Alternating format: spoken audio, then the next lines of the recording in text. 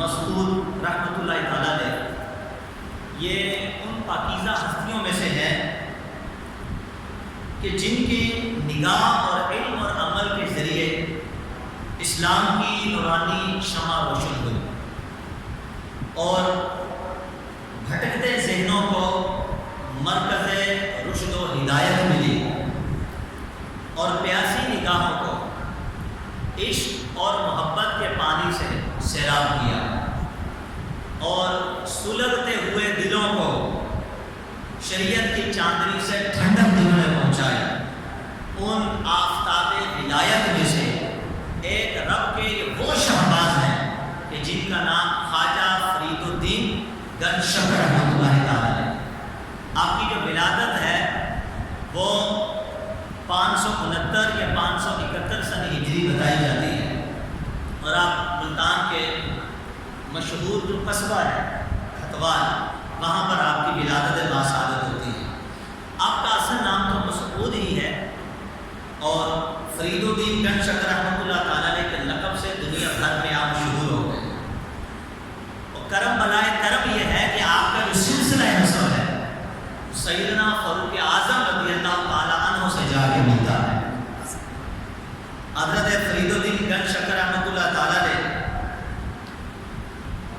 آپ کے والد محترم کا نام شیخ جمال الدین سلیمان رحمۃ اللہ تعالیٰ علیہ اور 101 نام اور القابات آپ کے ہیں، لیکن جو مشہور لقب ہے آپ کے فرید بھی آتا ہے، فرید الدین بھی آتا ہے اور گنج شکر بھی آتا ہے۔ حضرت خواجہ فرید الرحمۃ اللہ تعالیٰ نے جب آپ نے ظاہری اور باطنی علوم کے گہوارے سے آنکھ کھولی تو اس وقت والد ماجد حضرت شیخ جمال الدین سلیمان رحمۃ اللہ تعالیٰ نے یہ مستند عالم تھے، کم عمری میں ہی انتقال فرما گئے۔ اور پھر آپ کی والدہ بی بی کلثم خاتون جن کو مائے راستی بھی کہا جاتا ہے، بی بی کلثم خاتون، انہوں نے بھی ان کی پرورش کی ہے اور یہ زاہدہ عابدہ تہجد گزار تھی، اللہ کی بکثرت عبادت کرنے والی تھی اور ولایت کے اعلیٰ مرتبے پہ یہ فائز تھی۔ ایک رات آپ کی والدہ یعنی حضرت کلثم خاتون رحمۃ اللہ تعالیٰ نے نماز تہجد ادا فرما رہی تھی، ایک غیر مسلم چوری کے ارادے سے گھر میں گھسا۔ جب چوری کرنے لگا تو اس کی آنکھیں اندھی ہو گئی۔ اللہ نے اس کی بینائی کو سلب کر دیا۔ وہ سمجھ گیا کہ ان حضرات کی بزرگی نے مجھے اندھا کر دیا اور پھر وہ عرض کرنے لگا گڑگڑا کے، اس گھر میں کوئی مرد ہے تو وہ میرا باپ یا میرا بھائی ہے، اس گھر میں اگر کوئی عورت ہے تو وہ میری ماں یا میری بہن ہے۔ وہ کہنے لگا کہ مجھے پتا ہے اس گھر کی بزرگی نے مجھے اندھا کر دیا ہے، میں منت و سماجت کرتا ہوں کہ آپ میرے لیے اپنے رب کی بارگاہ میں دعا کریں کہ اللہ تعالیٰ مجھے میری بینائی عطا کرے۔ آپ کافر چوری کے ارادے سے حضرت فرید الدین گنج شکر رحمۃ اللہ تعالیٰ کے گھر میں چلا گیا تو آپ کی جو والدہ محترمہ تھی حضرت کلثم رحمۃ اللہ تعالیٰ نے انہوں نے ہاتھ اٹھائے، دعا کی، اللہ نے اس چور کو بینائی عطا کر دی۔ اب یہ اپنے گھر میں چلا گیا تو گھر پہ جا کے اس نے سارا رات کا قصہ اور واقعہ بیان کر دیا اور اس کے گھر والے سارے کے سارے کلمہ پڑھ کے مسلمان۔ اب دیکھیے کیا کمال، اللہ والوں کے گھروں میں کوئی جائے تو اور چور جاتے ہیں تو مان لے کر آتے ہیں، غیر مسلم اللہ والوں کے گھروں میں گھس جاتے ہیں، جاتے چوری کے ارادے سے اور آتے ایمان لے کر۔ یہ عام بندے اور اللہ کے ولیوں کے اندر یہ بڑا مشہور فرق ہے۔ اسرار السالکین کے اندر یہ واقعہ مشہور ہے۔ 29ویں شعبان المعظم تھی، ابر آلود تھا، بادل تھے اور آپ کو پتہ ہے جو 30 شعبان ہوتا ہے اس کو یوم شک کہا جاتا ہے۔ اب لوگوں کو سمجھ نہیں آ رہی تھی کہ چاند تو نظر آئے گا نہیں، ابر آلود بادل، کالے کالے بادل چھائے ہوئے تھے تو لوگ حضرت فرید الدین گنج شکر رحمۃ اللہ تعالیٰ کے والد محترم تھے جمال الدین، ان ان کے پاس گئے اور جا کے کہا کہ حضرت آپ بتائیے کہ ہم کیا کریں، صبح روزے رکھیں یا نہ رکھیں؟ تو حضرت جمال الدین رحمۃ اللہ تعالیٰ نے فرمایا کہ دیکھو کل 30 شعبان ہی شک کا دن ہے، اور شک کے دن روزہ رکھنا یہ مکروہ ہوتا ہے۔ وہیں قصبے کے اندر ایک ابدال رہتا تھا، یہ لوگ ان کے پاس چلے گئے کہ حضرت آپ بتائیے کل شک کا دن ہے، ہم کل روزہ رکھیں یا نہ رکھیں؟ تو وہ جو ابدال تھا، جو اللہ کا ولی تھا، اس نے کہا کہ مجھ سے کیا پوچھتے ہو، میں تمہیں ایک پتہ بتاتا ہوں کہ آج کی رات قاضی جمال الدین سلطان رحمۃ اللہ علیہ کے گھر میں ایک بچہ پیدا ہوگا جو کہ وقت کا قطب ہوگا، تم اس بچے کو دیکھنا، اگر وہ بچہ صبح کے وقت اپنی ماں کا دودھ پی لے تو کل تم روزہ نہ رکھنا، اور اگر اس بچے نے سارا دن دودھ نہ پیا تو تم کل روزہ رکھ لینا۔ بچہ پیدا ہوا، جب دیکھا تو اس بچے نے دن بھر میں اپنی ماں کا دودھ نہ پیا، اس سے پتا چلا کہ ابھی رمضان شروع نہ ہوا، بلکہ وہ دن 3 شعبان معظم کا دن تھا۔ تو مورخین نے لکھا کہ جو وقت کا قطب تھا، جس کی بشارت وقت کے ابدال نے دی، وہ کوئی اور بندہ نہیں تھا بلکہ وہ خواجہ فرید الدین گنج شکر رحمۃ اللہ تعالیٰ علیہ کی ذات۔ اللہ اکبر! ابدال جن کو وقت کا قطب بنائے، قطب ہونے کی بشارت ہے، تو قربان جائیے پیدا ہوتے ہی جنہوں نے روزہ رکھا وہ فرید الدین گنج شکر رحمۃ اللہ تعالیٰ علیہ کی ذات ہے۔ اس سے بڑھ کر اور ولایت کیا ہو سکتی ہے؟ اس سے پتہ چلا کہ ماں باپ کی تاثیر اولاد میں منتقل ہوتی ہے۔ روزمرہ کا مشاہدہ ہے کہ عمدہ سے عمدہ بیج بھی اسی وقت اپنا جوہر دکھاتا ہے جب اس کے لیے عمدہ زمین کا انتخاب کیا جائے۔ تو ماں اولاد کے لیے زمین کی حیثیت رکھتی ہے، تو ماں کی زمین جیسی ہوگی بیج اس میں ویسے ہی اپنا جوہر دکھائے گا، یعنی اولاد ایسے ہی پاکیزہ ہوگی۔ لہذا باپ کو چاہیے اپنی اولاد کو ایک بھی حرام کا لقمہ نہ کھلائے، اور ماں کو چاہیے کہ اپنی عصمت کی حفاظت کرے، پردہ کرے۔ تو خدا کی قسم آپ اس زمانے کے اندر اگر کسی مشائخ کو، اللہ کے ولی کو، مستند عالم کو، قاضی کو، مفتی کو دیکھو گے تو جب آپ اس کا بیک گراؤنڈ چیک کرو گے تو پیچھے اس کی ماں یا تو عالمہ ہوگی یا وقت کی ولیہ ہوگی۔ اس کی وجہ یہ ہے کہ ماں باپ کی جو تاثیر ہے یہ اولاد میں منتقل ہوتی ہے۔ نبی پاک علیہ الصلوۃ والسلام ارشاد فرماتے ہیں، آپ فرماتے ہیں کہ کسی عورت سے نکاح کرنے کے لیے 4 چیزوں کو مد نظر رکھا جاتا ہے۔ 3 چیزوں کو، 4 چیزوں کو، اس کا مال، حسب نسب، عورت کا جمال، اور فرمایا اس کا دین۔ فرمایا تمہارا ہاتھ خاک آلود ہو، تم دیندار عورت کے حصول کی کوشش کرو۔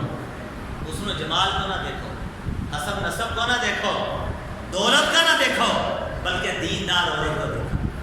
آج ہم نے ذات پات کے جھگڑے بنا لیے، جو جس کاسٹ ہے وہ اسی میں شادی کرے گا، بھلے وہ جاہل ہو، اجہل ہو، جہول ہو، ہمیں کوئی فرق نہیں پڑتا۔ ہماری بچیاں عالمہ ہیں، ہمیں کوئی فرق نہیں پڑتا۔ کیوں؟ ہماری وہی ہٹ دھرمی اور ضد بازیاں ہیں جس کی وجہ سے آج معاشرہ ترقی نہیں کر رہا۔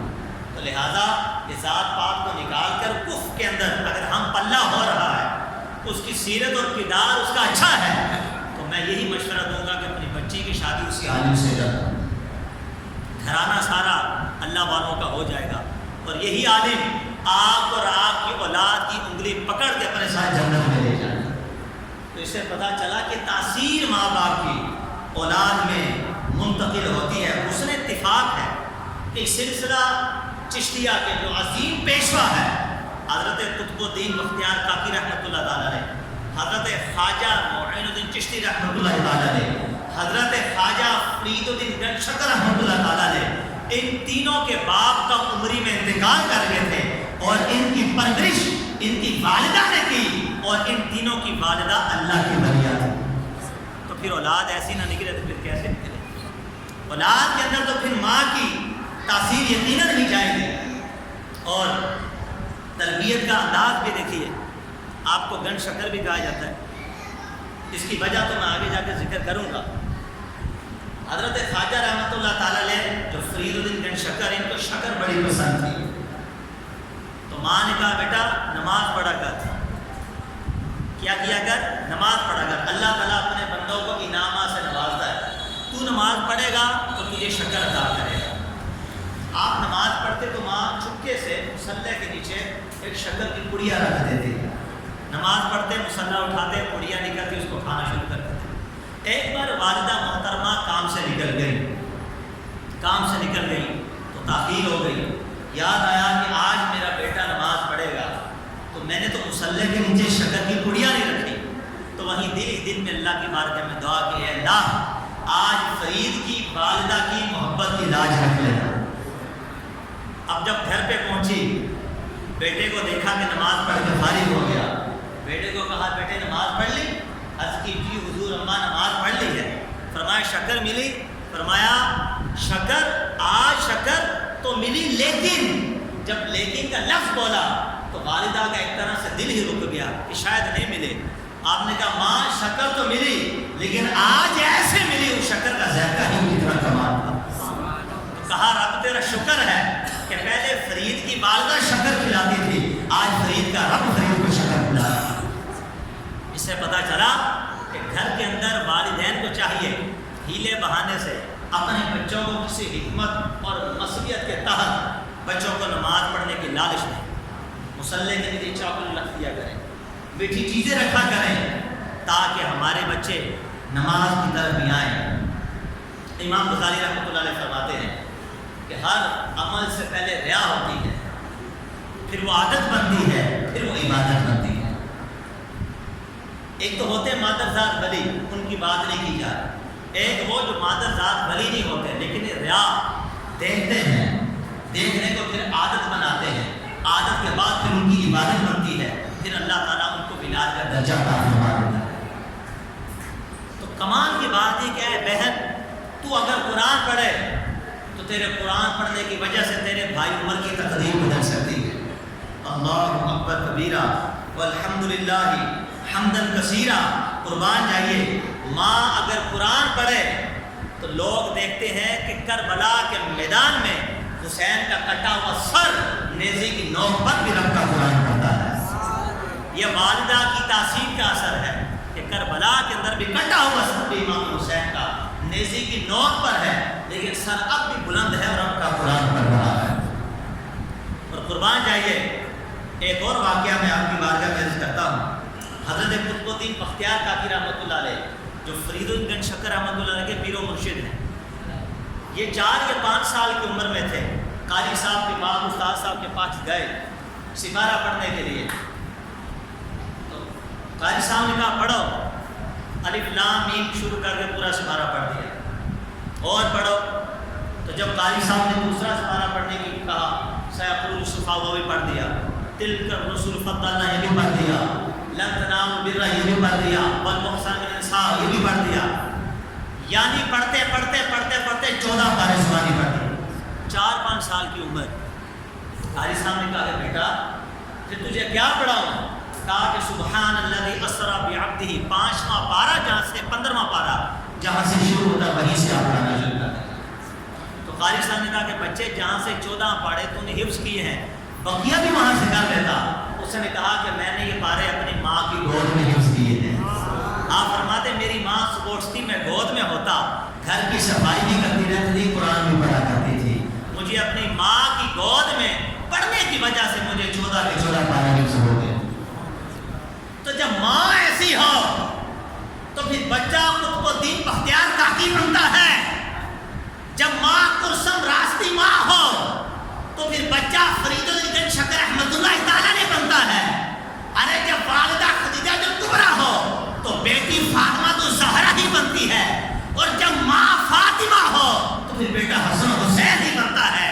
اور جب والدہ ایسی ہو کہ جس کی نگاہ نے کبھی کسی غیر محرم مرد کو دیکھا ہی نہ ہو تو بچہ پیران پیر شیخ عبد القادر جیلانی ہی پیدا ہوتا ہے۔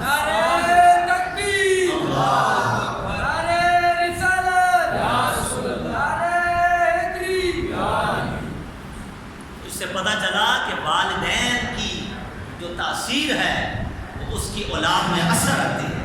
لہذا والدین کو چاہیے کہ اپنے افعال، اپنے کردار، اپنے اطوار، اپنا اٹھنا بیٹھنا، سونا پینا، جاگنا، کھانا، آنا جانا، ملنا، سب کام شریعت مطہرہ کے مطابق کرے تو پھر اولاد ایک ایسا ہیرا بن کے نکلتی ہے، دنیا میں بھی سرخرو، آخرت میں بھی سرخرو، اور والدہ کی آنکھوں کی ٹھنڈک کی چین، دل کا سکون ہوگی اور والدین کے لیے قرار بنے گی۔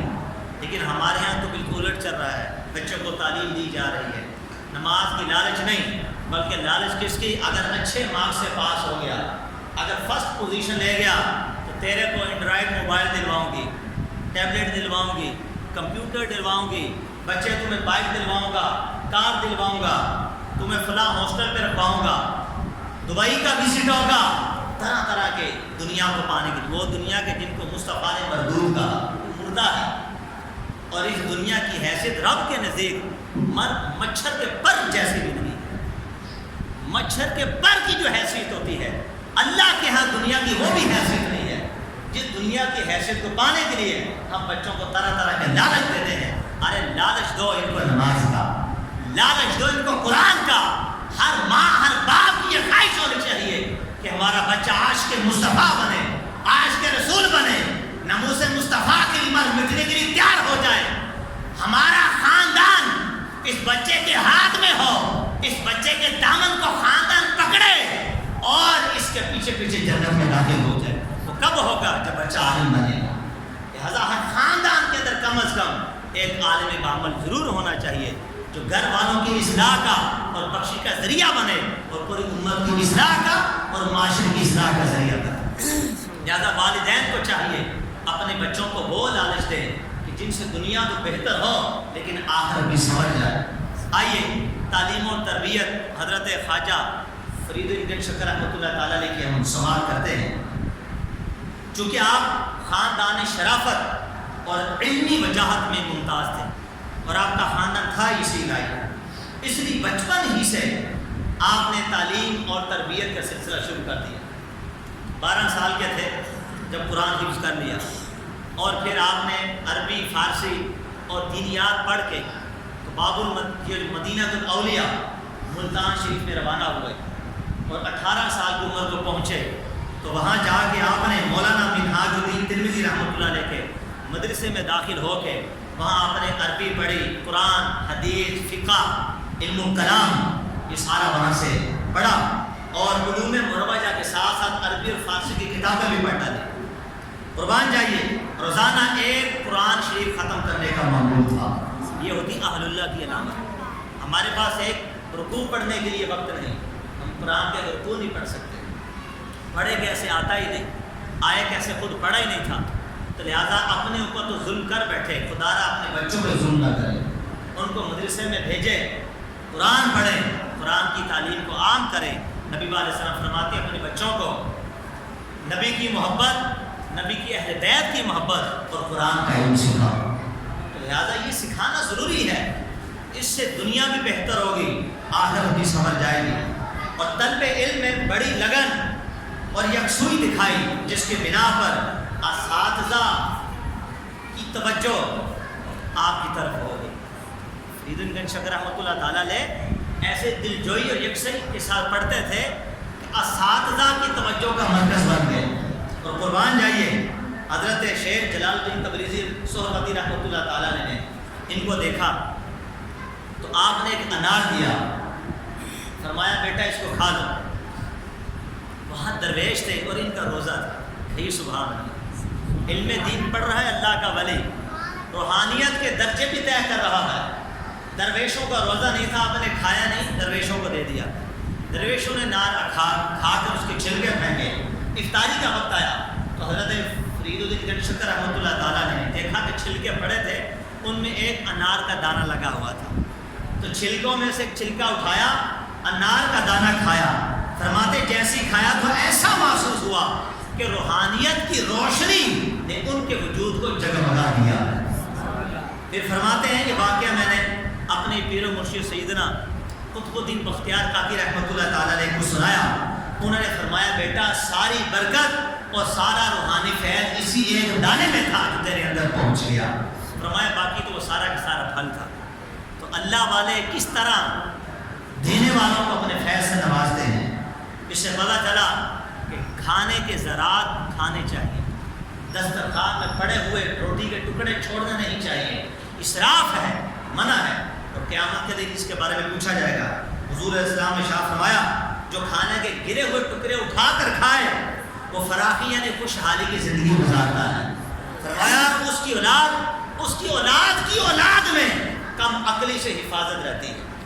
اور امام غزالی رحمۃ اللہ تعالیٰ فرماتے ہیں کہ روٹی کے ٹکڑوں اور ذروں کو چن کے کھا لو، یہ خوش نصیبوں کا حصہ ہے۔ فرمایا اس سے بچے صحیح سلامت بے عیب ہوں گے اور یہ ٹکڑے حوروں کا مہر ہوں گے۔ تو آج کے بعد نیت کریں جب بھی کھانا کھائیں تو دسترخوان بچھاؤ، روٹی کے ذرات کو اٹھا کے کھا لینے چاہیے، ٹکڑے اٹھا کے کھا لینے چاہیے، یہ حوروں کا مہر ہے۔ جب حوروں کا مہر بنے گا تو انشاءاللہ یہ چکانے کے لیے اللہ کے رحمت سے جنت میں نہیں جائیں گے۔ اب آئیے شرف بیعت کا واقعہ ہم ملاحظہ کرتے ہیں۔ دوران طالب علم حضرت بابا فرید الدین گنج شکر رحمۃ اللہ تعالیٰ علیہ مسجد میں تشریف لے گئے اور قبلہ رخ ہو کر بیٹھ گئے، کتاب اٹھا کے اس کو پڑھنا شروع کر دیا۔ اتنے میں حضرت قطب الدین بختیار کاکی رحمۃ اللہ تعالیٰ نے مسجد میں تشریف لائی، تحیۃ المسجد کے نفل پڑھنا شروع ہو گئے۔ تو جیسے وہ آئے تو خوشگوار احساس نے حضرت فرید الدین شکر کو نظر اٹھانے پہ مجبور کر دیا۔ جب نگاہ پڑی اللہ کے ولی کے روشن چہرے پہ تو نگاہ پڑی تو ٹکٹکی باندھ کے دیدار کرنا شروع ہو گئے اور آنکھوں کو ٹھنڈک ملنا شروع ہو گئی۔ کتاب بند کی اور ادب کے ساتھ جا کر ان کی بارگاہ میں بیٹھ گئے۔ حضرت تحیۃ المسجد سے فارغ ہوئے، نفل سے فارغ ہوئے، فرمایا بیٹا کیا پڑھ رہے ہو؟ حضرت فرید الدین شکر رحمۃ اللہ فرماتے ہیں کہ النافع فقہ کی کتاب میں وہ پڑھ رہا ہوں۔ تو آپ نے پوچھا کہ یہ کتاب تمہیں نفع بھی دے گی یا نہیں دے گی؟ اب دیکھیے ولی کو پہچانتا ہے۔ آپ اور میں ہوتے ہم سے کوئی پوچھے ہم پتہ کیا بولے کیوں نہیں دے گی؟ بھائی دین ہے۔ تو پتہ چلا کہ خالی یہ کتابوں کے کالے کاغذ پڑھنے کا نام ہی دین نہیں، نگاہ ولی کا نام ہی دین ہے۔ تو جب پوچھا حضرت خواجہ قطب الدین بختیار کاکی رحمۃ اللہ تعالیٰ نے حضرت فرید الدین شکر رحمۃ اللہ علیہ سے یہ کتاب تمہیں نفع دے گی یا نہیں دے گی؟ تو آپ نے کہا کہ حضرت حضور نفع تو آپ کی نظر کرم سے ہی ہوگا۔ آپ بڑے خوش ہوئے اور ان کو اپنے مریدوں میں شامل فرما دیا۔ پھر جب وہاں سے جانے لگے تو حضرت گنج شکر مسعود رحمۃ اللہ علیہ بھی پیچھے پیچھے جانا شروع ہو گئے۔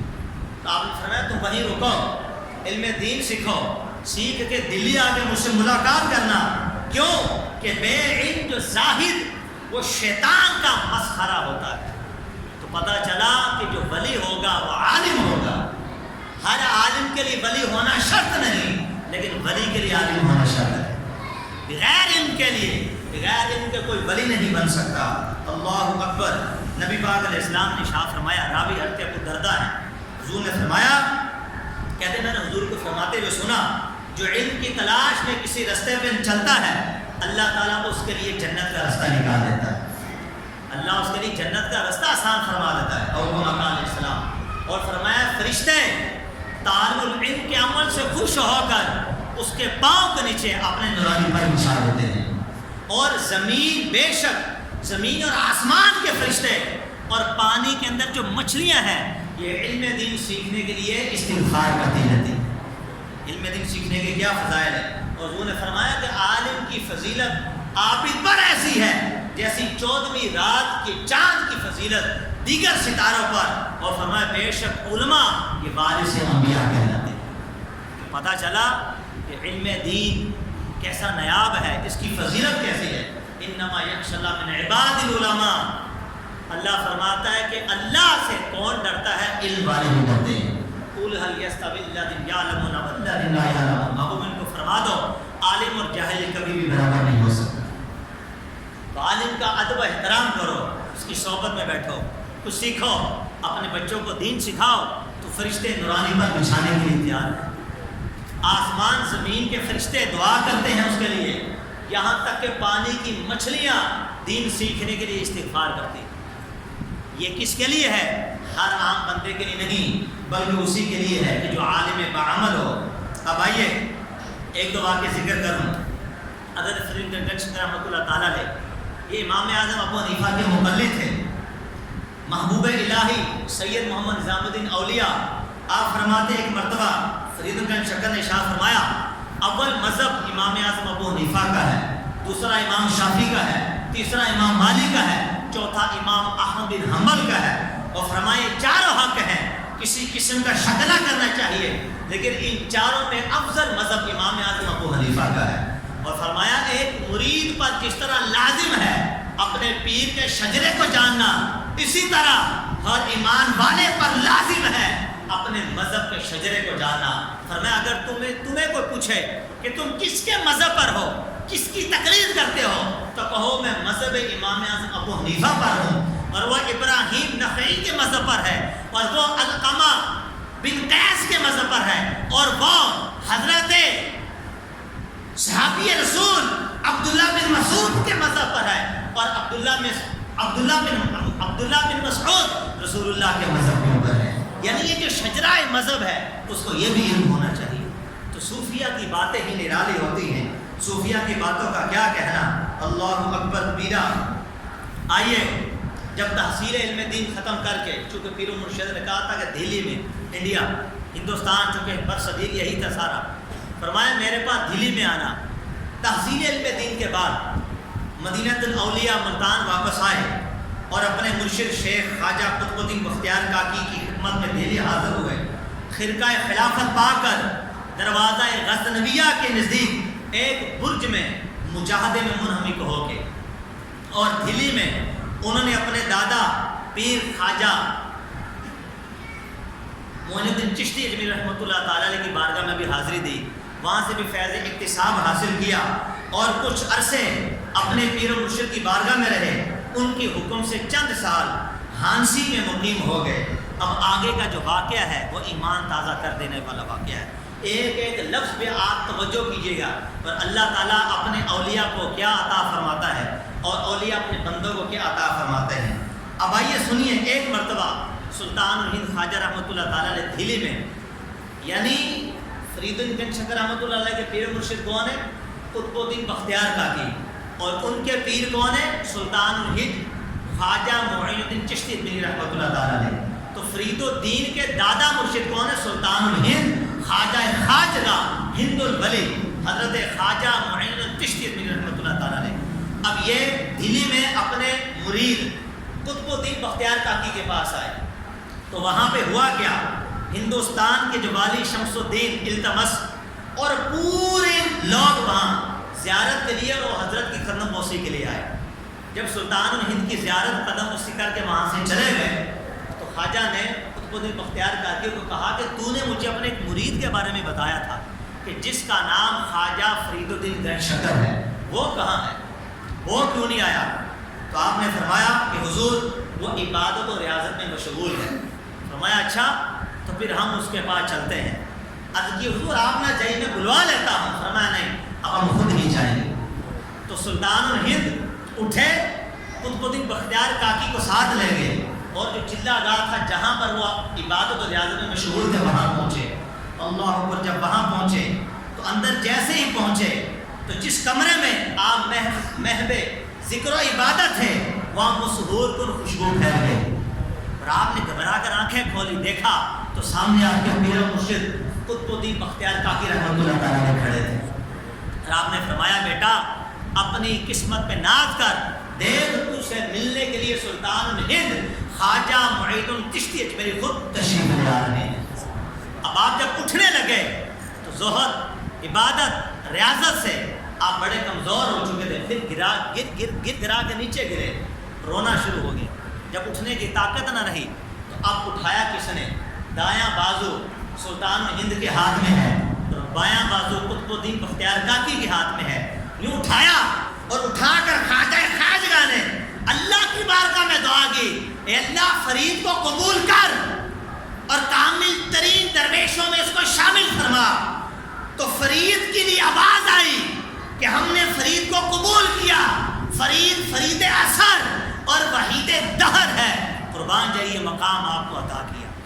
اور پھر جاتے جاتے آپ نے حضرت فرید الدین شکر کو اپنے سینے سے لگایا، اس میں اعظم عطا فرمایا۔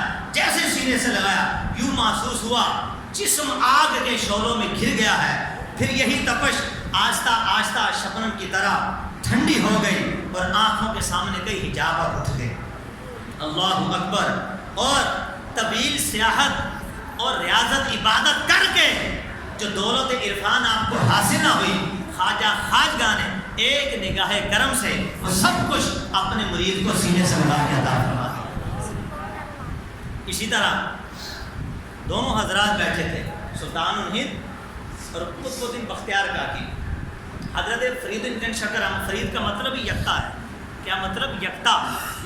تو روٹی لے کے آئے اور دادا مرشدی بیٹھے، اپنے پیر مرشدی بیٹھے. تو انہوں نے روٹی جو ہے اپنے پیر و مرشد قطب الدین بختیار کاکی کے سامنے رکھ دی. آپ نے فرمایا اب تو ایک کام کر کہ سلطان الہند خواجہ معین چشتی اجمیری رحمۃ اللہ علیہ کے قدم کو چوم. آپ نے فرمایا لبیک. جب قدم چومنے کے لیے آگے گئے تو قدم سلطان الہند کے چھوڑ کر اپنے پیر کے چومنا شروع ہو گئے. تو انہوں نے کہا کہ میں نے تجھے کہا کہ سلطان الہند کے قدم چوم. آپ نے کہا قسم وحدہ لا شریکی، جہاں بھی قدم نظر آتے ہیں تو قطب الدین بختیار کاکی کے نظر آتے ہیں. میں کیا کروں؟ جن قدم کو چومنے کی کوشش کرتا ہوں تو آپ کے قدم آپ کے نظر آتے ہیں. اور جب سلطان الہند رحمۃ اللہ علیہ نے جب یہ سنا تو انہوں نے کہا یہ تیری محبت کے اندر ایسا ورفتہ ہو چکا ہے، ایسا مرید کامل ہے کہ اللہ فرید یکتا ہے. تجھے مبارک ہو کہ فرید نے تجھے ایک فرید یکتا عطا فرما دیا. اور کون ہے سلطان الہند رحمۃ اللہ تعالیٰ نے؟ خواجہ خواجگاہ سلطان الہند رحمۃ اللہ تعالیٰ نے، جن کا مرتبہ مقامی کے آخری واقعہ سرکار اعلیٰ حضرت اس کو لکھتے ہیں. ایک مرتبہ سلطان الہند اپنے مریدوں کے ساتھ جا رہے تھے ہندوستان میں. ایک قبرستان کے پاس سے گزرے، پریشان ہو گئے، نیچے بیٹھے، اپنے سر مبارک پہ ہاتھ رکھا اور اس کے بعد اٹھے اور مسکرانا شروع کر دیا. مریدوں نے پوچھا حضرت یہ ماجرا سمجھ میں نہیں آیا. پہلے بیٹھے پریشان ہو کے مسکرانا شروع کر دیا. فرمایا میں جب جا رہا تھا تو میں نے دیکھا ان تمام قبرستان والوں کو عذاب الہی ہو رہا، تو میں پریشان ہوا. اب اللہ کی بارگاہ میں دعا کی اللہ ان سب کو بخش دے. کیا کر ان سب کو بخش دے. اللہ تعالیٰ نے میری دعا قبول کی اور میری دعا کی وجہ سے اللہ نے سب کی بخش فرما دی. میں مسکرا اس لیے رہا ہوں. تمہارے مورخین علماء مشائخ لکھتے ہیں کہ وہ قبرستان والے خواجہ خواجگاہ کے مرید نہیں تھے بلکہ تھے مسلمان. لیکن ولی کو رحم آیا، ہاتھ اٹھے، دعا کی، سب کی بخشش ہو. تو جو کامل مرید بن کر کامل پیر کی بارگاہ میں جائے تو پھر اس کو پیر کیسے کیسے انعامات سے نوازتا ہوگا. اب جب وہاں سے چلنے لگے تو مڑ کے پیچھے دیکھا اور کہا انت فیہم، ہاں ہاں تو بھی انہی میں سے ہے. مریدوں نے کہا کہ حضرت اب کیا ہوا؟ کہا کہ میں نے جن کے لیے دعا کی کہ قبرستان ایک دیوار سے دوسری دیوار تک محدود تھی، دیوار کے باہر ایک مغنیہ گانا گانے والی عورت کی قبر تھی.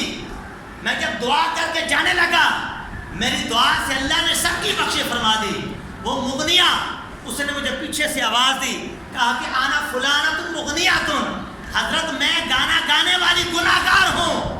آپ نے سب کے لیے بخشش کی دعا کی، عذاب الہی ڈل گیا، مجھ پہ بھی نظر کرم کیجئے، میرے لیے بھی دعا کیجئے. فرماتے میرے پاس ٹائم کم تھا کہ میں دعا کرتا. میں نے کہا انتی فیہم، ہاں ہاں تو بھی انہی میں سے ہے. اور پھر جب میں نے اتنی بات کی تو میرے منہ سے نکلا تھا اللہ نے اس کلمے کی وجہ سے اس گانا گانے والی کی بھی بخش فرما دی. فرمایا اب مسکرا اس لیے رہا ہوں کہ ہم نے رب سے دعا نہ کی بلکہ اظہار کیا، اللہ نے لاج رکھی اور مجھے خوش کیا، گانا گانے والے کو بھی بخش عطا. یہ ہے خواجہ نے خواجہ خواجگاہ ہند الولی رحمۃ اللہ تعالیٰ نے. ایک ولی دیکھ رہا ہے کہ قبرستان میں کیا ہو رہا ہے. یہ کشف، بصارت، یہ بصیرت، یہ حجابات کا اٹھ جانا، یہ پردوں کے اندر سے دیکھ لینا ایک ولی کو اللہ تعالیٰ عطا فرماتا ہے. اور کیوں عطا نہ فرمائے؟ بخاری کے اندر ہے کہ رب فرماتا ہے جب میں ولی کو اپنا محبوب بنا لیتا ہوں فَكُنْتُ سَمْعَ الَّذِي يَسْمَعُ بِهِ، میں اس کی کان بن جاتا ہوں جس سے وہ سنتا ہے. اور باسر اللہ کی بصیرو بھی، اور اس کی آنکھیں بن جاتا ہوں جس سے وہ دیکھتا ہے، وَيَدَهُ اللَّتِي يَبْطِشُ بِهَا، اس کے ہاتھ بن جاتا ہوں جس سے وہ پکڑتا ہے، وَرِجْلَهُ اللَّتِي يَمْشِي بِهَا، اللہ فرماتا ہے میں اس کے پاؤں بن جاتا ہوں جس سے وہ چلتا ہے، جس سے وہ چلتا ہے۔ تو اس کی شرح میں امام فخر الدین رازی رحمۃ اللہ لیتے ہیں، اس کا مطلب یہ ہوتا ہے کہ ولی کی نگاہ ولی کی ہوتی ہے، اس میں طاقت خدا کی آ جاتی ہے، پاؤں ولی کے ہوتے ہیں اس میں طاقت خدا کی آ جاتی ہے، کان ولی کے ہوتے ہیں اس میں طاقت خدا کی آتی ہے، ہاتھ ولی کا ہوتا ہے اس میں طاقت خدا کی آ جاتی ہے۔ یہی وجہ ہے کہ نگاہ اٹھاتے ہیں شیخ عبد القادر جیلانی تو فرماتے عینی فی لوح المحفوظ، میں نگاہ اٹھاتا ہوں تو رب کے لوح محفوظ کو دیکھ لیتا ہوں۔ اس کی وجہ یہ کہ اللہ کے محبوب ہیں اور ان کے اعضاء کے اندر اللہ کی طاقت آ جاتی ہے، پس پردہ رب ہی کی طاقت ہوتی ہے۔ اس لیے ولیوں سے محبت کرو، ولیوں کے آستانوں پہ جاؤ، شریعت مطہرہ کے مطابق ان کی عزت کرو، تکریم کرو، اور بدلے میں کیا لو؟ بخشش کی بھیک مانگو، ان کے نقش قدر پہ چلنے کی اللہ سے دعا کرو، اور ان کا شجرہ پڑھو، ان کی تاریخ پڑھو، انہوں نے اللہ کو کیسے راضی کیا، اس طرح اپنی زندگی گزارو۔ اللہ تعالیٰ ہم سب کو اہل اللہ کا وفادار بنائے، اہل اللہ سے محبت کر کے ان کے آستانوں پہ جا کر اپنا ماتھا ٹیکنے کی توفیق عطا فرمائے۔ آمین بجاہ نبی امین وما علینا الا البلاغ۔